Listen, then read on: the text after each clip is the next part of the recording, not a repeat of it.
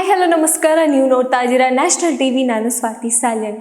KD ಸಿನಿಮಾದ ಇತ್ತೀಚೆಗಷ್ಟೇ ವಿವಾದಗಳು ಕೂಡ ಮುಗಿತಾ ಬಂತು. ಸೊ ವಿವಾದಗಳ ಮಧ್ಯೆ ಈಗ KD ಸಿನಿಮಾ ಏಪ್ರಿಲ್ 30ಕ್ಕೆ ರಿಲೀಸ್ ಆಗುವಂಥ ಹಂತದಲ್ಲಿ ಕಾಯ್ತಾ ಇದೆ.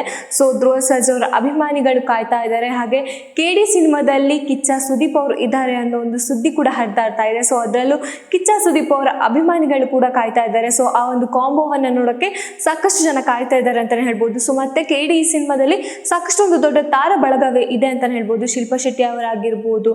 ಸೊ ಈ ಥರ ಒಂದು ದೊಡ್ಡ ತಾರ ಬಳಗ ಈ ಸಿನಿಮಾದಲ್ಲಿ ಇರುವಂಥದ್ದು.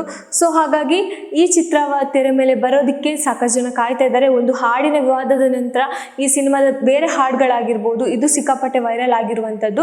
ಸೊ ಹಾಗಾಗಿ ಇವತ್ತು ಅಷ್ಟೇ ಮೇಕಿಂಗ್ ವಿಡಿಯೋ ಕೂಡ ರಿಲೀಸ್ ಆಗಿದೆ. ಸೊ ಹಾಗಾಗಿ KD ಸಿನಿಮಾದ ಏನು ಸಿನಿಮಾದ ಹಂತಗಳೇನಿದೆ ಅದೆಲ್ಲ ಮುಗಿತಾ ಬಂತು. ಇನ್ನೇನು ರಿಲೀಸ್ ಆಗೋ ಒಂದು ಹಂತದಲ್ಲಿದೆ ಅಂತಲೇ ಹೇಳ್ಬೋದು. ಸೊ ಹಾಗಾಗಿ ಈ ಒಂದು ಚಿತ್ರದಲ್ಲಿ ದೊಡ್ಡ ತಾರ ಬಳಗ ಇದೆ. ಆಮೇಲೆ ಹಾಡಾಗಿರ್ಬೋದು, ಈ ಸಿನಿಮಾದಲ್ಲಿ ಟ್ರೈಲರ್ನ ನೋಡಿದಾಗ ಇದರಲ್ಲಿರೋ ಆ್ಯಕ್ಷನ್ ಕಟ್ಗಳಾಗಿರ್ಬೋದು, ಸೊ ಒಂದು ಪ್ಯಾನ್ ಇಂಡಿಯಾ ರೇಂಜ್ಗೆ ಇದೆ ಅಂತಲೇ ಹೇಳ್ಬೋದು. ಸೊ ಹಾಗಾಗಿ ಈ ಸಿನಿಮಾದಲ್ಲಿ ಸಾಕಷ್ಟು ಒಂದು ದೊಡ್ಡ ತಾರ ಬಳಗ ಇದೆ ಕೂಡ ಅಂತಲೇ ಹೇಳ್ಬೋದು. ಯಾಕಂದರೆ ನಮ್ಮ ಬಾಲಿವುಡ್ನಿಂದ ಶಿಲ್ಪಾ ಶೆಟ್ಟಿ ಅವರು ಕೂಡ ಬಂದ್ದಾರೆ. ಸೊ ಹಾಗಾಗಿ ಕನ್ನಡದ ಸಿನಿಮಾ ಅಂದರೆ ರವಿಚಂದ್ರನ್ ಅವ್ರ ಜೊತೆ ನಟನೆ ಮಾಡಿದ್ದಾಗಿರ್ಬೋದು, ಅವರು ಈ ಹಿಂದೆ ಬೇರೆ ಅಂದರೆ ಉಪೇಂದ್ರ ಅವ್ರ ಜೊತೆ ಆಗಿರ್ಬೋದು, ಆಗ ಶಿಲ್ಪಾ ಶೆಟ್ಟಿ ಅವರು ಕಾಣಿಸ್ಕೊಂಡಿದ್ದು ಮಾತ್ರ ನಮ್ಮ ಕನ್ನಡ ಚಿತ್ರದಲ್ಲಿ.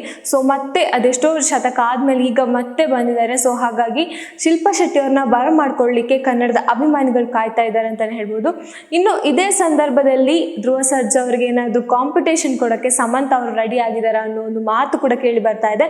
ಸೊ ಯಾಕಪ್ಪ ಅಂದರೆ ಸಮಂತ ಅವರ ಸಿನಿಮಾ ಮಾ ಇಂಟಿ ಬಂಗಾರಂ ಅನ್ನೋ ಸಿನಿಮಾ ಏನಿದೆ, ಸೊ ಸದ್ಯಕ್ಕೆ ರಿಲೀಸ್ ಆಗೋ ಹಂತದಲ್ಲಿದೆ. ಸೊ ಮೇ 1ಕ್ಕೆ ರಿಲೀಸ್ ಆಗೋದ್ರಲ್ಲಿದೆ. ಸೊ ಹಾಗಾಗಿ ಏಪ್ರಿಲ್ 30ಕ್ಕೆ KD ಸಿನಿಮಾ ರಿಲೀಸ್ ಆದರೆ ಮೇ 1ಕ್ಕೆ ಸಮಂತ ಅವರ ಎಂಟ್ರಿ ಆಗಬಹುದು ಅನ್ನೋ ಒಂದು ಕ್ವಶನ್ ಮಾರ್ಕ್ ಕಾಡ್ತಾ ಇದೆ. ಸೊ ಹಾಗಾಗಿ ಸಮಂತ ಅವರು ಮೇ 1ಕ್ಕೆ ಎಂಟ್ರಿ ಕೊಡ್ತಾರಾ, ಏನಾದರೂ ಧ್ರುವ ಸರ್ಜಾ ಅವರಿಗೆ ಒಂಥರ ಕಾಂಪಿಟೇಷನ್ ಕೊಡೋದಂದರೆ ಇಲ್ಲಿ ಸಮಂತ ಅವರ ಸಿನಿಮಾ ಕೊಡಬಹುದು ಅನ್ನೋದು ಒಂದು ಊಹೆಯ ಪ್ರಕಾರ ಹೇಳೋದಾದರೆ.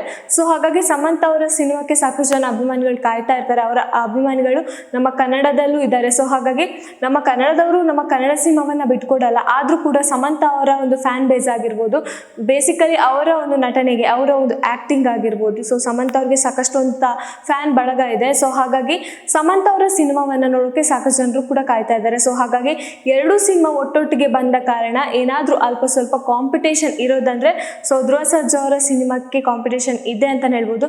ಅದರಲ್ಲಿ ಪ್ರೇಮ್ ಅವರ ನಿರ್ದೇಶನ ಅಂತ ಬಂದಾಗ ಪ್ರೇಮ್ ಅವರ ನಿರ್ದೇಶನಕ್ಕೇ ಒಂದು ಬೇರೆ ರೀತಿಯ ಒಂದು ಫ್ಯಾನ್ ಬೇಸ್ ಇದೆ. ಯಾಕಂದರೆ ಅವರ ಹಾಡುಗಳಾಗಿರ್ಬೋದು, ಅವರ ಒಂದು ಆ್ಯಕ್ಷನ್ ಕಟ್ಗಳಾಗಿರ್ಬೋದು, ಅವರ ಡೈಲಾಗ್ಸ್ ಡೆಲಿವರಿ, ಆ ಒಂದು ಡೈಲಾಗಿಗೆ ಕೊಡುವಂಥ ಮಹತ್ವ ಆಗಿರ್ಬೋದು. ಸೊ ಎಲ್ಲ ಸಿನಿಮಾದವರು ನಿರ್ದೇಶನ ಮಾಡಿರುವಂಥ ಪ್ರತಿಯೊಂದು ಸಿನಿಮಾದಲ್ಲೂ ಅಷ್ಟೇ ಏನಾದರೂ ಒಂದು ಹಿಟ್ ಪಾಯಿಂಟ್ಗಳಲ್ಲಿ ಕ್ರಿಯೇಟ್ ಆಗ್ತಾ ಹೋಗುತ್ತೆ.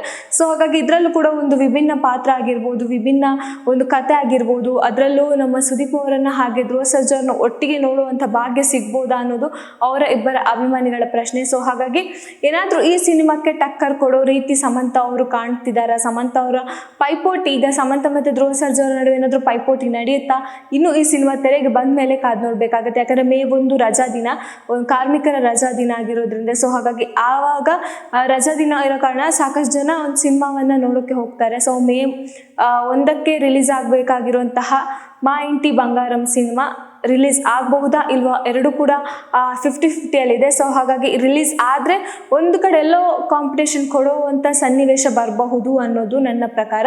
ಸೊ ಹಾಗಾಗಿ ಕಾದು ನೋಡಬೇಕಾಗುತ್ತೆ ಏನೆಲ್ಲ ಅಪ್ಡೇಟ್ ಆಗಬಹುದು ಅನ್ನೋದನ್ನು.